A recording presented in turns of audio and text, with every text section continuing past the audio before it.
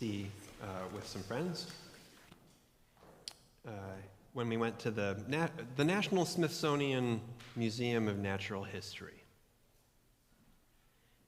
And I expected to see some pretty cool things there. But what I did not expect was that I would be overcome by what I can only describe as a religious experience there in those hallowed halls of science.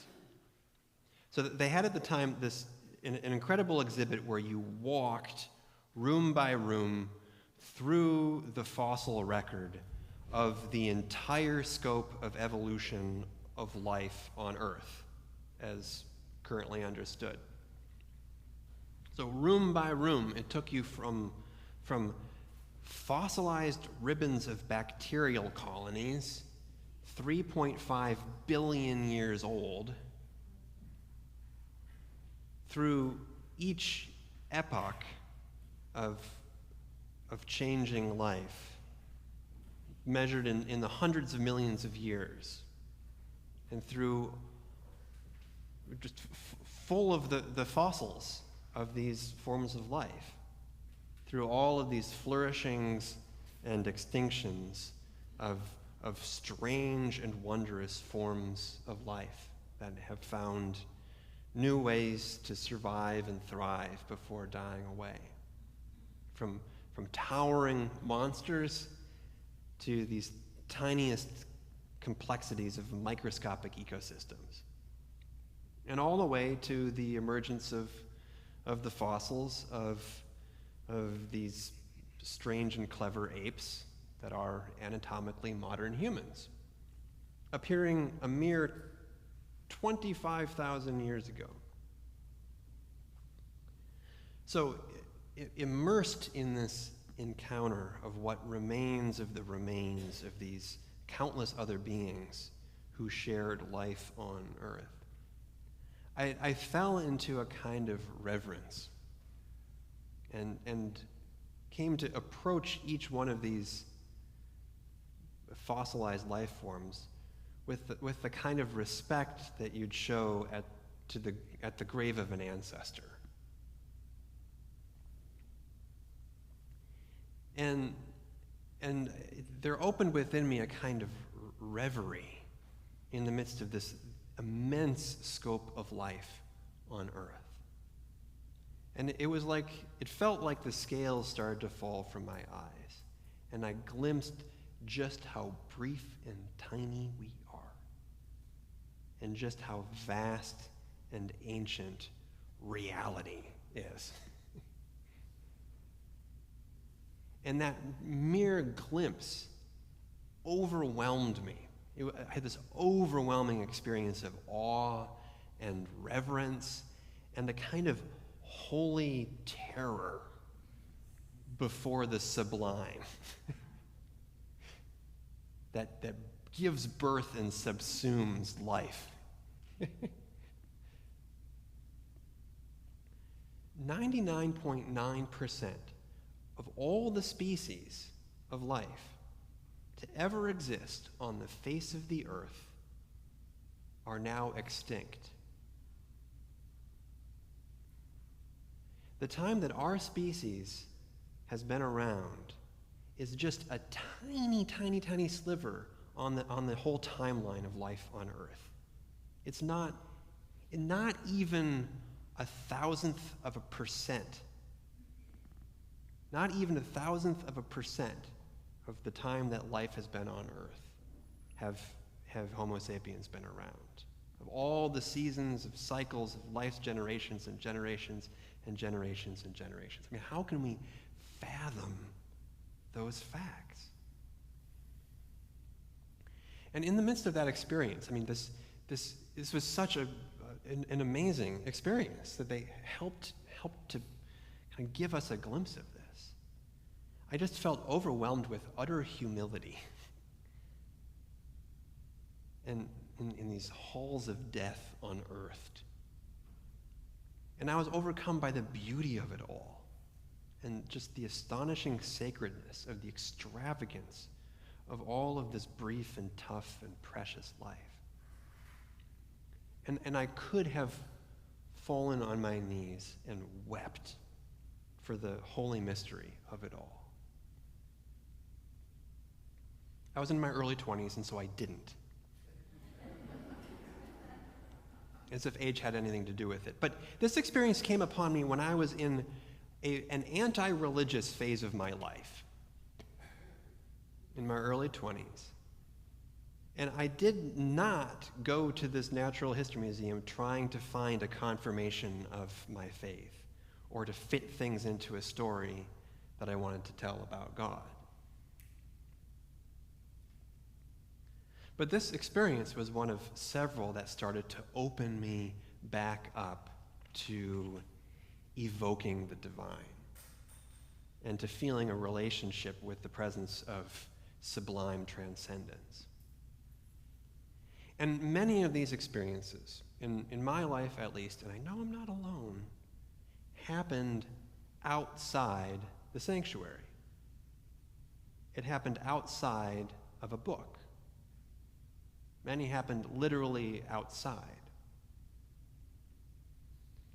And these are the kinds of experiences that lead me to feel so moved by the truth and the beauty that I can find expressed in sacred books and in sacred sanctuaries. In Psalm 90, O holy sovereign of the universe, you have been our dwelling place throughout all generations. Before the mountains were born, or you brought forth the whole world, from everlasting to everlasting, you are God. You turn people back to dust, saying, return to dust, you mortals. 1,000 years in your sight are like a day that's just gone by, or like a watch in the night. You sweep people away. They are like a dream. They are like new grass in the morning. In the morning it springs anew, and by the evening it is dry and withered. Teach us to number our days, so we may gain the heart of wisdom. Or Psalm 19 that we heard. The heavens declare the glory of God. The skies display God's handiwork. Day after day it speaks out. Night after night it reveals God's greatness. So wise teachers of the way of Jesus for centuries have taught that we can look to the natural world to learn about God, just as well as we can look to the books of Scripture. We heard the words of Augustine of Hippo, no less. Some people, in order to discover God, read books, but there is a great book, the very appearance of created things. Look above you. Look below you. Note it. Read it. God, whom you want to discover, never wrote that book in ink. Instead, God set before your eyes the things that God has made. And the idea that nature is as much a book to reveal God as scriptures, this has a long history in Christianity. John Calvin, no less, argued that human beings, as God created us, have a sensus divinitas, he called it, a natural sense of the divine that we get through encounter with God's glory as manifest through the natural world.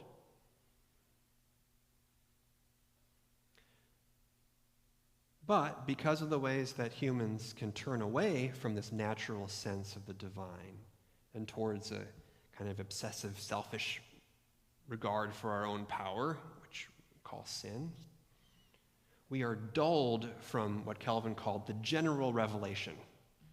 Through nature is the general revelation of God's nature, but because we have fallen out of alignment with it and can't read it, then that is why there are the revelations in the Bible, the specific revelations. Thomas Aquinas wrote that a mistake about creation is a mistake about God. And I could kind of go on and on. There's a long-standing tradition. And I'm drawing here from a wonderful recent book by a colleague of mine, Reverend Daniel Cooper writer called Speak with the Earth and It Will Teach You, which is a quote from the book of Job. So anyway, in case you need to hear this from a pastor, the Christian fundamentalists are wrong that a literal reading of the Bible is the only measure of truth. In case you need to hear that, I said it.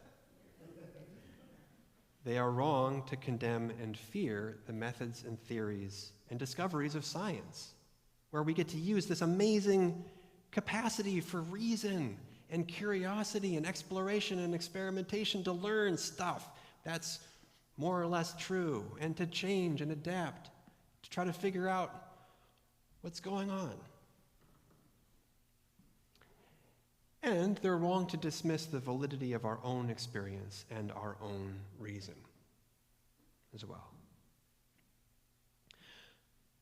So in case you need to hear it from me, again, as well, as Christians, we need to take seriously the science of evolution and the science of ecology and of physics and medical science and so on. And I know many of you, and part of why I'm saying this is because many of you are more of a scientist than I ever could hope to be, right? And you figure this out. We need to take seriously the science of climate change and the ethical responsibility that it asks of us. We need to take seriously all the other sources of wisdom and intelligence that are available to us as human beings. Like, we need all the help we can get, as far as I'm concerned. And this means taking seriously indigenous ways of knowing that have helped communities survive and thrive through hundreds, if not thousands, of generations. We also need to take seriously our own sense of the divine is present through the more than human world, and to honor that, and to exercise that, and to explore that. We need to take seriously our own sense of the inherent worth and dignity of ourselves and of other people and of other beings. And all of this is urgently needed. We're in the midst of a climate crisis that's taking a terrible toll on so many human communities and other species and entire ecosystems. And we are in the midst of mass extinctions of species that's on the scale of these millions of year epochs, of these giant booms and busts of life on Earth. And I feel very, very strongly that anything I know and understand about God is that the God of creation is urging us to engage with these realities in a way that is upbuilding and sanctifying of the sanctity of life. Human appetites run rampant are driving these changes on a global scale. And it's amazing that human intelligence and curiosity and diligence has figured this out and given us some opportunities to do something about it. And it's distressing to me that the smartest and wisest people are being ignored, and too many people with power right now seem to just want to be fighting bitter, brutal tribal wars. And it's maladaptive and it's self-destructive. And it's all too human. And it's important that people of faith are part of the solution, rather than part of ignoring and denying and dismissing uncomfortable truths about our capacity for self-destruction, but engaging with them with realism and with hope. And what a perspective of faith can bring is a bigger perspective, I hope, that can lower a sense of anxiety or apocalyptic dread, and instead increase a kind of life-giving willingness to adapt and improvise, to be willing to simplify our lives, to be grateful that enough is enough, to consider the lilies, to strive for there to be enough for everyone. Faith can bring a trust that the God of creation is a God of covenant with all life, that any season of destruction is followed by seasons of renewal and flourishing, which is something that we can truly take comfort in. That's what the stories of the Bible tell, and that's also what we can read through the fossil record. What both of these sources also tell as well is that hubris has its consequences.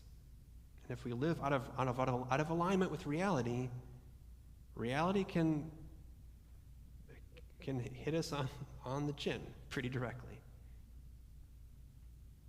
But if we listen to our holy Creator as best as we can discern and seek to align ourselves with sacred ways, good ways, holy ways, we can have the grace and the grit to adapt to the challenges that we face, trusting that the whole world is in the hands of a tremendous power of life that is much greater than we can understand. And we can just get a glimpse of the full scope of the meaning of what's all playing out here through these billions of life on earth, and know that it is good and it is made for the good. And before the great mystery of all of this, in its awesome and at times awful scope, we can respond with humility and with a fierce loyalty to the precious gift that's our time together here on earth. So for that, for the gift of the Spirit of life that is so tremendous, I give thanks to God. Teach us to number out our days, O God, that we may gain a heart of wisdom. Thanks be to God.